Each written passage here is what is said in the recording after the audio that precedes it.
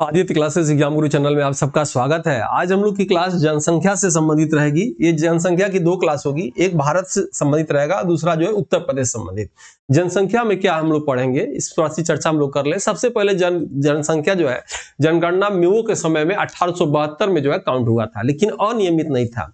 आपके एग्जाम में क्या पूछेगा, अनियमित जनगणना सबसे पहले कब, 1872 में, किसके समय, मेओ के समय। लेकिन नियमित जनगणना, नियमित मतलब हर 10 साल पे जनगणना होगा, किसके समय, रिपन के समय, कब, 1881 में। उस हिसाब से 2021 में जनगणना होनी थी। वो क्रम क्या था, 16वें क्रम था, यानी 16वें क्रम की जनगणना 2021 में होनी थी। वर्तमान भारत सरकार ने घोषणा किया कि अब जो है 16वीं जनगणना 2021 वाली या स्वतंत्र भारत की 8वीं जनगणना कब होगी, तो 2026 और 27 में होगी, याद रखिएगा। मृत्युंजय नारायण जी वर्तमान में जनगणना आयुक्त हैं, ये भी याद रखिएगा। इनके दो कार्यकाल को बढ़ा दिया गया है, 2026 तक इनके कार्यकाल को रहेगा। पहली बार डिजिटल जनगणना या पहली बार कोडिंग का प्रयोग जो है जनगणना में कब किया जा रहा है, तो 2021 की जनगणना जो भारत की 16वीं जनगणना है, स्वतंत्रता के बाद 8वीं जनगणना है, उसमें किया जा रहा है, याद रखिएगा। लेकिन आपके एग्जाम में अगर पूछ दे कि 2011 की जनगणना के अनुसार, तो सब कुछ 2011 की जनगणना के अनुसार ही आप लगाइएगा। आपके एग्जाम में अक्सर ये सब बातें पूछी जाती हैं, ठीक है। जो भी आपके एग्जाम में पूछा गया है, पूछा जाएगा, पूछा जा सकता है, सब कुछ इस क्लास में कर दिया गया है। जनगणना की क्लास 2 आप देखिएगा, ये भारत की छोटी सी क्लासेस कंप्लीट बता दिया जा रहा है। इसके बाद उत्तर प्रदेश वाली क्लास को भी देख लीजिएगा। वीडियो अच्छा लगे लाइक सब्सक्राइब शेयर जरूर करिएगा, हाई बटन जरूर दबाइएगा। आइए सबसे पहले हम लोग देखा जाए कि जनसंख्या संबंधित इस क्लास में हम लोग क्रमवार क्या अध्ययन करेंगे। सबसे पहले जनसंख्या का इतिहास देखेंगे, पिछली जनगणना 11 की संबंधित महत्वपूर्ण तथ्य जो अक्सर परीक्षा में पूछे जाते हैं उसके विषय में पढ़ेंगे। 21 की जनगणना के विषय में जो एग्जाम में आ सकता है उसकी चर्चा इसमें करेंगे। धर्म आधारित जनगणना के विषय में पढ़ेंगे इस क्लास में। 11वें जनगणना के अनुसार भारत और उत्तर प्रदेश की जनगणना संबंधित आंकड़ा पढ़ेंगे। भारत के राज्यों का विवरण पढ़ेंगे इसमें, उत्तर प्रदेश की, और जो है ये दूसरे वीडियो में हम लोग पढ़ेंगे। अब ध्यान से देखिएगा, सभी पॉइंट इंपॉर्टेंट है, आपकी परीक्षा में पूछे जाते हैं। याद रखिएगा, कम समय में अधिक सही तथ्यों को इस क्लास में बताने की पूरी कोशिश की गई है। भारत की प्रथम जनगणना पूछा गया 1872 में मेओ में। इसी को अन्य किताबों में लिख के आता है अनियमित जनगणना। क्या लिख के आता है, अनियमित जनगणना, जिससे भारत का जो है सबसे पहले कब हुआ था, 1872 में मेओ के समय, ठीक है। लेकिन भारत की नियमित जनगणना 1881 में किसके समय, रिपन के समय हुआ था। विश्व की प्रथम जनगणना स्वीडन में 1749 में हुआ था, और विश्व की प्रथम नियमित जनगणना अमेरिका में हुआ था। यह भी आपके एग्जाम में कभी पूछा जा सकता है, चूंकि पूछा नहीं गया लेकिन पूछा जा सकता है कि विश्व की प्रथम जनगणना कहां हुआ था, स्वीडन में हुआ था, किस वर्ष हुआ था, 1749 में हुआ था। लेकिन विश्व की प्रथम नियमित जनगणना कहां हुआ था, अमेरिका में हुआ था, ठीक है। विश्व की सर्वाधिक जनसंख्या में दो देशों का नाम में आप देखेंगे, चीन, भारत और अमेरिका। लेकिन यहां ठहरिएगा एक मिनट, वर्तमान में नई रिपोर्ट के अनुसार सबसे अधिक जनसंख्या किसका है, भारत का है, उसके बाद चीन का है, फिर किसका है, अमेरिका का है। विश्व में क्षेत्रफल में सबसे बड़ा देश पूछे, रूस आपको लगाना है। विश्व में क्षेत्रफल में सबसे छोटा देश पूछे, वेटिकन सिटी लगाना है। विश्व में जनसंख्या में सबसे बड़ा देश जो है भारत, चीन लगाना है। विश्व में जनसंख्या में सबसे छोटा देश अगर पूछे तो वेटिकन सिटी लगाना है। यहां देखिएगा ध्यान से, जनसंख्या में सबसे बड़ा देश भारत और चीन, जनसंख्या में सबसे छोटा देश वेटिकन सिटी, क्षेत्रफल में सबसे बड़ा देश रूस, क्षेत्रफल में सबसे छोटा देश वेटिकन सिटी। यानी क्षेत्रफल में और जनसंख्या में पूरे विश्व में सबसे छोटा देश वेटिकन सिटी, जिसकी राजधानी भी वेटिकन सिटी है, जो कहां है, यूरोप में है, जो इटली देश के अंदर, यानी इटली की राजधानी रोम है, रोम के बगल में ही है। और इस वेटिकन सिटी में क्या होता है, पोप रहते हैं। पोप कौन होते हैं भाई, ईसाई संत को पोप कहा जाता है।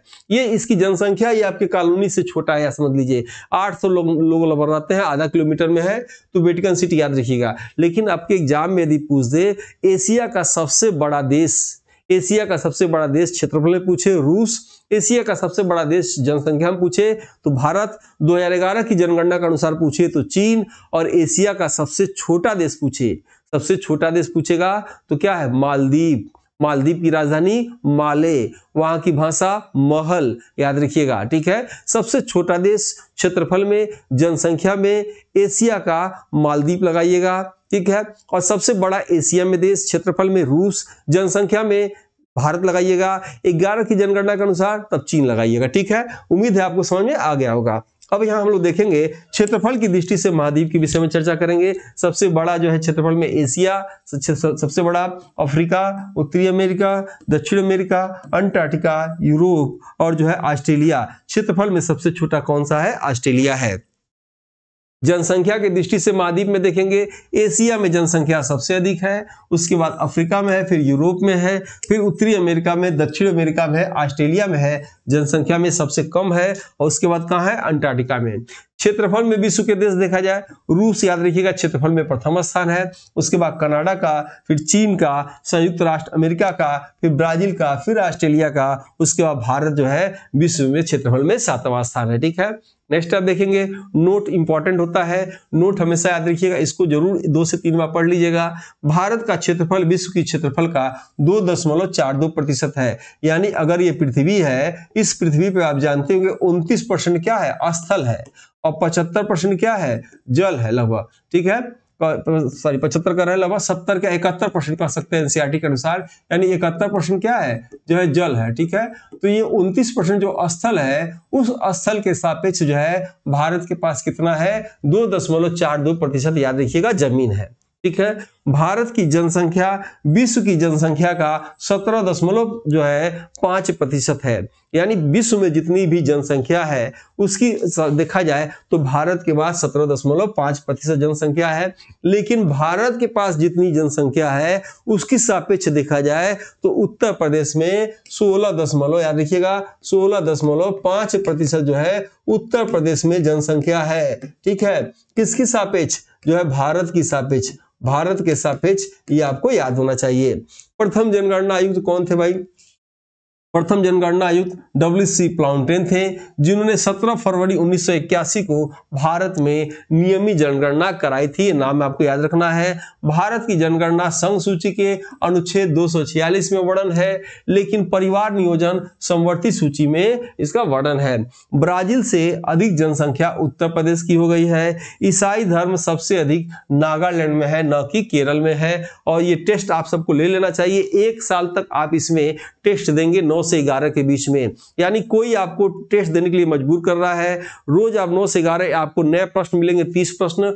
उसकी क्लासेस लाइव क्लास सुबह 8 बजे चलती है, दोपहर को पीडीएफ दे दिया जाता है, और शाम को जो है 9 से 11 टेस्ट होगा। आप यूपी इंडिया में देख सकते हैं आपकी रैंक क्या है, आपको जानकारी इसी बहाने धीरे धीरे बढ़ेगी। और इससे अच्छा यूट्यूब पे तरीका नहीं है। 999 में 1 साल के लिए, इसमें आप किसी भी जनरल स्टडी तैयारी करते हो उसके लिए आपको टेस्ट लेना चाहिए। अभी फोकस एलटी ग्रेड जीआईसी प्रवक्ता जीडीसी के लिए किया गया है। अन्य बैचों की तरह इसमें आपको कंप्लीट जीएस का video, daily classes, theory classes, solver paper complete इसमें मिलेगा। जीएस टक्कर बैच प्ले स्टोर में याद रखिएगा, इससे आदित्य क्लास एग्जाम को डाउनलोड कर सकते हैं, या कमेंट बॉक्स में इसका लिंक दे दिया गया है, आप इसे ले सकते हैं। जीएस आपका स्ट्रांग होगा। डेली 8 से 9 क्लास चलता है, आप जो है सुबह आके भी फ्री में क्लास ले सकते हैं। ये बुक जो चाहे ले सकता है। ये बीएड से लेके असिस्टेंट प्रोफेसर के जीएस पेपर के लिए याद रखिएगा ये है। और ये रामबाण की तरह काम करेगा। महत्वपूर्ण बिखरे हुए तथ्यों को एक जगह वन लाइनर में कर दिया गया है। दूसरा एडिशन है और 2025 का, इसे अमेजन, फ्लिपकार्ट या examsiddhi.com के नाम से भी ले सकते हैं। ठीक है, रोज इसमें फ्री टेस्ट होता है। टेलीग्राम में जुड़ना चाहिए। सभी वीडियो की लिंक और एग्जाम संबंधी सूचनाएं दोनों पर दी जाती हैं। आइए आगे क्लास को देखा जाए। पिछली जनगणना 2011 के संबंधी जो है महत्वपूर्ण तथ्य जो अक्सर परीक्षा में पूछे जाते हैं, इसको आपको ध्यान से देखना चाहिए। 2011 की जनगणना 15वें क्रम का है। 11 की जनगणना 1947 के बाद से या स्वतंत्रता के बाद से 7वें क्रम का है। 11 की जनगणना आयुक्त सी चंद्रमौली थे। 11 की जनगणना का स्लोगन क्या था? हमारा जनगणना हमारा भविष्य। जनगणना अधिनियम 1948 के अंतर्गत जनगणना कराई जाती है। 1971 के बाद 7 वर्ष से ऊपर की आयु का साक्षरता दर मापा जाता है। 2011 की जनगणना की जनसंख्या थी 121 करोड़ लगभग थी। ठीक है, 2021 की जनगणना संबंधित महत्वपूर्ण तथ्य देखा जाए। 21 में जो तथ्य सामने आए हैं उसको हमने यहाँ लाया है। सबसे पहली बात आप याद कर लीजिएगा, यह प्रश्न आ सकता है कि भारत सरकार द्वारा या केंद्र सरकार द्वारा 2021 की जनगणना कब कराने की घोषणा की गई है? तो 2026-27 में कराने की घोषणा की गई है। ठीक है, 21 में होनी थी, परंतु कोविड या अन्य कारणों से अभी तक नहीं हुआ। फिर भी कुछ जानकारी परीक्षा संबंधित आपको दी जा रही है। 21 की जनगणना याद रखिएगा 16वें क्रम का है।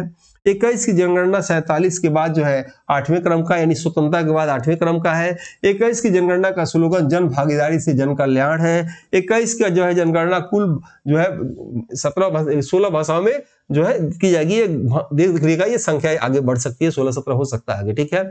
21 की जनगणना भारत में प्रथम बार, याद रखिएगा, डिजिटल इलेक्ट्रॉनिक रूप में होगा, जिसमें कोडिंग का प्रयोग किया जाएगा। जैसे कोडिंग 1 में पुरुष, 2 में महिला, कोडिंग 3 में ट्रांसजेंडर आदि का प्रयोग किया जाएगा, या किसी अन्य जनजातियों के लिए भी कोडिंग का प्रयोग किया जा सकता है। जब अभी न्यूज आई थी, असम में जनजातियों के लिए कोडिंग का प्रयोग किया जाएगा। जनगणना के इतिहास में 1921 की जनगणना, आप देखिएगा जो परीक्षा में सीधे सीधे यहां से पॉइंट पूछा जाता है। 21 की जनगणना को महान विभाजन वर्ष कहा गया, क्योंकि 2010 से 2011 में जनगणना हुआ था, 2021 में हुआ। तो जो 21 में जनगणना हुआ, उसके पहले प्रथम विश्व युद्ध हुआ था। अंग्रेजों ने प्रथम विश्व युद्ध में लड़ने के लिए भारत के नेताओं से रिक्वेस्ट किया था कि आप गांव-गांव जाइए, महात्मा गांधी, राजेंद्र प्रसाद से, और नौजवानों को तैयार करिए कि हमारे तरफ से वो जो है युद्ध में, प्रथम विश्व युद्ध में शामिल हो। जैसे युद्ध समाप्त होगा, हम देश को छोड़ देंगे। तो वो भी कारण था। प्लेग फैलता था उस समय, पूरा गांव के गांव साफ हो जाता था। तो याद रखिएगा, पहली बार जनसंख्या जब 1921 में गिना गया तो बढ़ने का बजाय घट गया। इसीलिए इसे क्या कहते हैं, महान विभाजन वर्ष के नाम से जाना जाता है। कारण क्या है नहीं पूछता है, कारण अकाल महामारी, अन्य कारण थे। अब यहां देखिएगा, 11 से 21 तक में भारत की जनसंख्या -3.1% घट गया। एक और प्रश्न पूछता है, किस वर्ष जनसंख्या घट गया, तो किस वर्ष जनसंख्या बहुत तेजी से बढ़ा। तो 1951 से 1971 के बीच में जनसंख्या इतनी तेज से बढ़ा कि इसे विस्फोटक अवस्था के नाम से, जनसंख्या का विस्फोटक अवस्था के नाम से जाना जाता है, क्योंकि तेजी से जनसंख्या बढ़ी। उसके बाद देखा जाए, हर 10 वर्ष पे कितने प्रतिशत जनसंख्या की वृद्धि हुई, इसे क्या कहा जाता है, 10 की वृद्धि के नाम से जाना जाता है। हर 10 वर्ष पर जो जनसंख्या की वृद्धि हुई, उसे 10 की वृद्धि के नाम से जाना जाता है। और सर्वाधिक 10 की वृद्धि कब हुआ, 1961 से 1971 के बीच में 24.80% जो है सर्वाधिक जो है आपका 10 की वृद्धि हुआ। धर्म आधारित जनगणना देखा जाए तो धर्म आधारित जनगणना संबंधी जो भी आपके एग्जाम में पूछा जा सकता है, महत्वपूर्ण तथ्य यहां देखेंगे। भारत में हिंदू धर्म को छोड़कर सभी धर्म को अल्पसंख्यक धर्म के नाम से जाना जाता है, जिनकी संख्या कितनी है, 6 है। मुस्लिम धर्म, सिख धर्म, ईसाई धर्म, पारसी धर्म, बौद्ध धर्म, जैन धर्म। जैन धर्म 6वां अल्पसंख्यक धर्म है एवं सबसे साक्षर धर्म जो है जैन धर्म है। अब ये सीट आपको कहीं लिख लीजिएगा या कहीं नोट कर लीजिएगा या रख लीजिएगा, बहुत ही जरूरी है, क्योंकि ये आंकड़ा दिया गया है जो भारत और उत्तर प्रदेश दोनों के सापेक्ष अलग अलग दिया गया है, जो आपके एग्जाम में पूछा जाएगा। 2011 के जनगणना के अनुसार भारत और उत्तर प्रदेश की जनगणना का संबंधित आंकड़ा निम्नलिखित है। अगर पूछेगा कुल जनसंख्या कितना है भाई, तो कुल जनसंख्या भारत का 121 करोड़, उत्तर प्रदेश का 19.98 करोड़ है। दूसरा पॉइंट पूछ दे कि 10 की वृद्धि कितना है भारत का, तो 17.7%, तो उत्तर प्रदेश का 20.2% है। लिंगानुपात आपको 10 की वृद्धि बता दिए थे, 10 वर्ष पे जो जनसंख्या की वृद्धि होती है 10 की वृद्धि कहलाती है। लिंगानुपात 1000 पुरुषों पे महिलाओं की जो संख्या, वो लिंगानुपात कहलाता है। तो लिंगानुपात भारत का कितना है, 943 पुरुष, ठीक है, और उत्तर प्रदेश का 912 है, ठीक है। साक्षरता, कितने लोग पढ़े लिखे हैं, तो 73% साक्षरता जो है भारत की है, उत्तर प्रदेश की 67.7% है। पुरुष साक्षरता देखा जाए 80.9% है, और जो है उत्तर प्रदेश का पुरुष साक्षरता 77% है। महिला साक्षरता भारत का कितना है, 64.6% है, और उत्तर प्रदेश का 57% है। घनत्व कितना है भारत का, 382 व्यक्ति है, और जो है उत्तर प्रदेश का 829 व्यक्ति है। यहां नोट में आप देख लीजिए एक चीज कि विश्व की जनसंख्या के सापेक्ष भारत की जनसंख्या 17.5% है, और विश्व की क्षेत्रफल के सापेक्ष भारत का क्षेत्रफल 2.42% है। यहाँ वही चीज लिखा गया है, भारत की कुल जनसंख्या का 16.5% और भारत की कुल क्षेत्रफल का 7.33% उत्तर प्रदेश के पास है, यानी 2.42% में उत्तर प्रदेश के पास 7.33% जमीन है। और यहाँ आप देख रहे होंगे 17.5% विश्व की जनसंख्या के सापेक्ष, यानी 121 करोड़ जनसंख्या के सापेक्ष उत्तर प्रदेश की जनसंख्या 16.5 है। ये भी दोनों आंकड़ा आप देख लीजिएगा, एग्जाम में पूछा जाता है, ठीक है। और भारत के राज्यों का विवरण देखा जाए, राज्यों में अक्सर प्रश्न आते हैं कि भारत के राज्यों का विवरण निम्नलिखित है। राज्यों में भारत के राज्य देखिएगा, सबसे बड़ा राज्य अगर पूछ दे सबसे बड़ा राज्य याद रखिएगा राजस्थान, मध्य प्रदेश, महाराष्ट्र और उत्तर प्रदेश है। ठीक है, उत्तर प्रदेश का वर्तमान में चौथा स्थान है, लेकिन 2 जून 2014 से पहले स्थान 5वां स्थान था। ठीक है, सबसे छोटा राज्य पूछे तो सबसे छोटा राज्य किसमें, क्षेत्रफल में, तो गोवा, और सबसे बड़ा राजस्थान। उसके बाद ये क्रम भी आपको याद रखना है, पहला अगर राजस्थान है तो दूसरा मध्य प्रदेश, तीसरा जो है आपका महाराष्ट्र, चौथा उत्तर प्रदेश है। अब पहले उत्तर प्रदेश का 5वां स्थान था, चौथा स्थान किसका था, आंध्र प्रदेश का था, लेकिन 2 जून 2014 को आंध्र प्रदेश से जो है तेलंगाना अलग हुआ। डेट भी आप याद रखिएगा, जैसे 31 अक्टूबर 2019 को 31 अक्टूबर 2019 को जम्मू कश्मीर राज्य को तोड़कर 2 केंद्र शासित राज्य बनाए गए, जम्मू कश्मीर और लद्दाख।